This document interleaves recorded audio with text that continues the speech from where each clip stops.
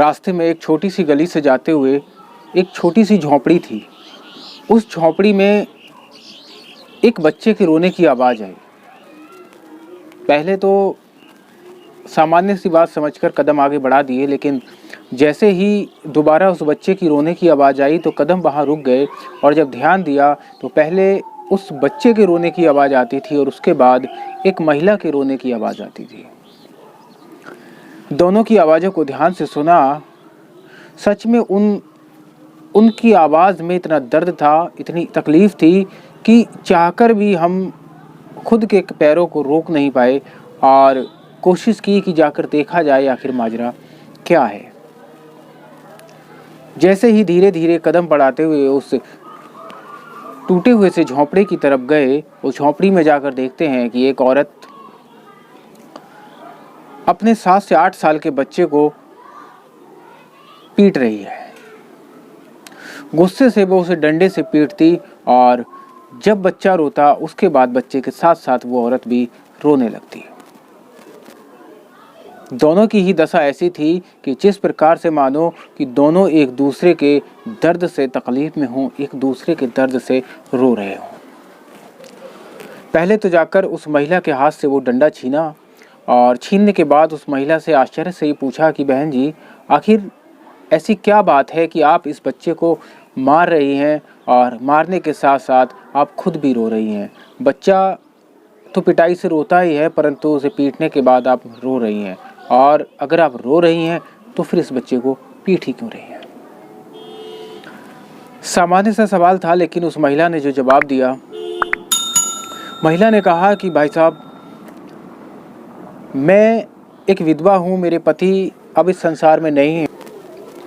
इस बच्चे के सिवा मेरे जीवन में मेरा अब कोई सहारा नहीं है और लोगों के घरों में काम कर कर, मजदूरी कर कर मैं इस बच्चे को पढ़ाती हूँ, लेकिन ये रोज़ स्कूल सुबह देर से जाता है और शाम को भी 2 घंटा देर से वापस आता है।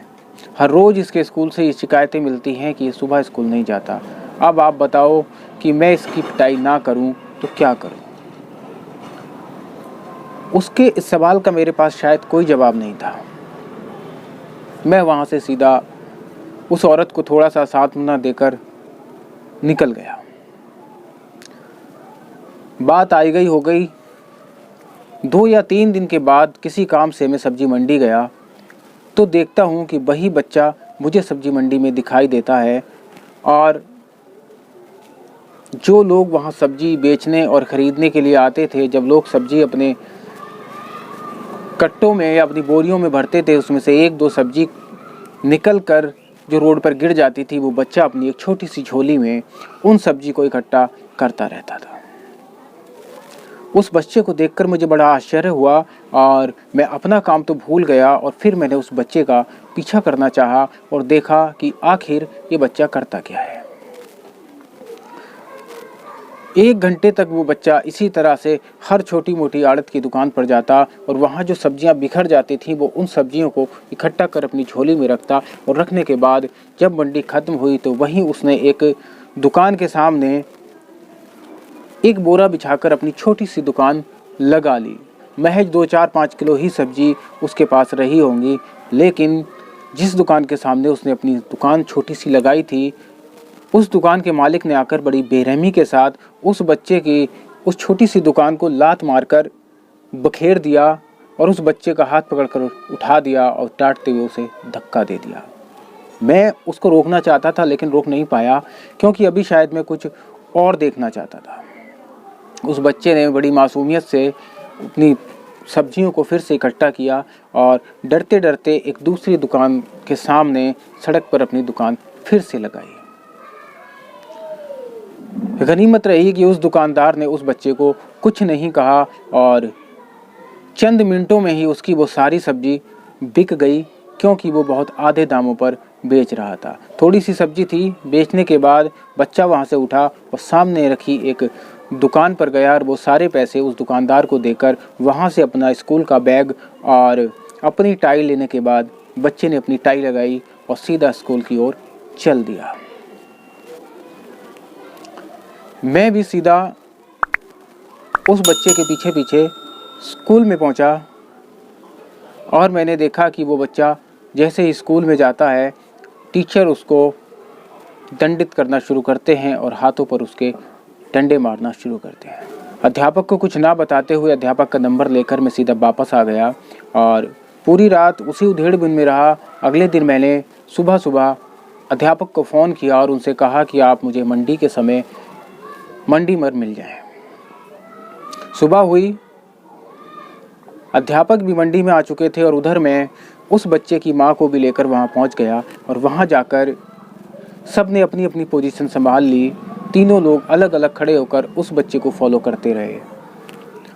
बच्चा मासूमियत के साथ आया, अपना स्कूल बैग उसने फिर उस दुकान में रखा और दुकान में रखने के बाद उसने फिर से वही सारी सब्जियां इकट्ठा करने के बाद फिर छोटी सी दुकान लगाई, फिर सारी सब्जियां बेची। बेचने के बाद वो उस दुकान पर जाता है और अपना बैग लेकर स्कूल चला जाता है। जैसे ही हमने पलटकर उस अध्यापक की ओर देखा तो उसका शिक्षक की आंखों में आंसू थे, मानो वो अपना पश्चाताप कर रहा हो कि शायद उससे कोई बहुत बड़ा अपराध हुआ है और जिसका वो प्रायश्चित कभी नहीं कर सकता। और उसकी माँ भी सुबक रही थी। रोते रोते वो दोनों अपने अपने स्थान से चले जाते हैं और बच्चा भी सीधा स्कूल चला जाता है। मैं अपने सारे काम भूल कर मैं फिर उस बच्चे का पीछा करता हूँ और पीछा करते करते स्कूल में पहुँचता हूँ। अध्यापक अपनी क्लास में बैठे हैं। बच्चा मासूमियत के साथ क्लास में एंटर करता है और बैग सीट पर रखकर सीधा अध्यापक के सामने जाकर हाथ फैला देता है, क्योंकि उसे पता है कि आज भी मुझे दंड मिलेगा। लेकिन आज शायद वो अध्यापक बदल चुका था। जैसे ही वो उस बच्चे के हाथ देखता है और अपना इतना भावुक हो जाता है कि वो सीधा उस बच्चे को अपने गले लगा लेता है और ज़ोर ज़ोर से एक बच्चे की तरह रोने लगता है। शायद उसने आज तक उस बच्चे को जितना दंड दिया था वो उसका प्रायश्चित करना चाहता था। मैंने जैसे तैसे करके क्लास में गया और अध्यापक और उस बच्चे दोनों को मैंने सांत्वना दी, दोनों को चुप कराया। और उसके बाद हमने उस बच्चे से पूछा कि बेटा, आखिर तुम्हारे बैग में क्या है? क्योंकि उस दुकानदार ने उसे एक बैग दिया और एक पैकेट और दिया था, जिसे लेकर वो स्कूल पहुंचा। जब उसको खोलकर देखा गया तो उसमें एक लेडीज सूट था। बच्चे से पूछा कि ये इसका तुम क्या करोगे? तो उसने बताया कि साहब, मेरी माँ मुझे पढ़ाने के लिए लोगों के घरों में काम करती है, लेकिन जब वो काम करने जाती है वो सब अमीर लोग हैं और अमीर लोगों के घर में काम करते हुए भी मेरी माँ के पास एक ऐसा सूट नहीं है, ऐसा कोई कपड़ा नहीं है कि जिससे वो अपने शरीर को ढक सके।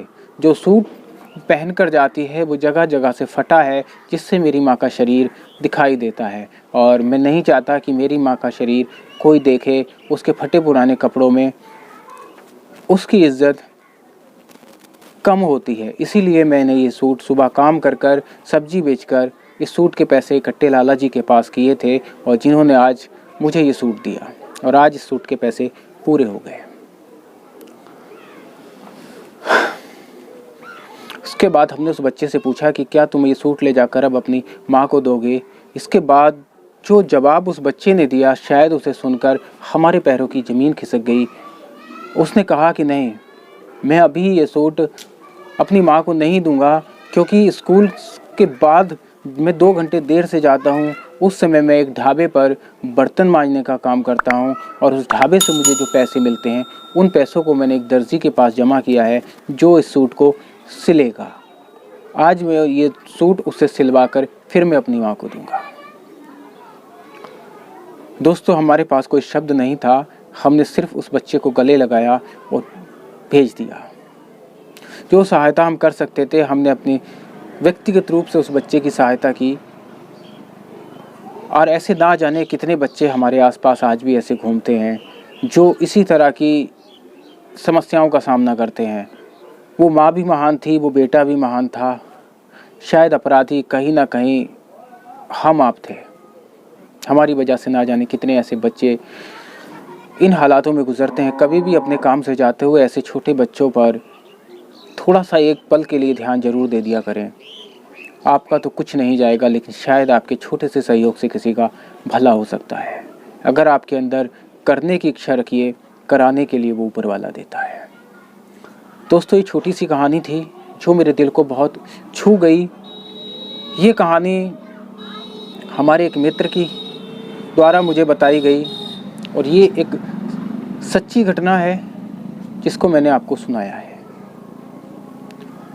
अगर आपको वीडियो अच्छा लगा हो तो वीडियो को लाइक ज़रूर कीजिएगा, चैनल को सब्सक्राइब कीजिएगा और अगर आंखों के कोर नम हो गए हों तो उन आंसुओं को बह जाने दीजिएगा। मिलते हैं फिर किसी अगले वीडियो में, तब तक के लिए नमस्कार। मैं धीरेन्द्र राणा।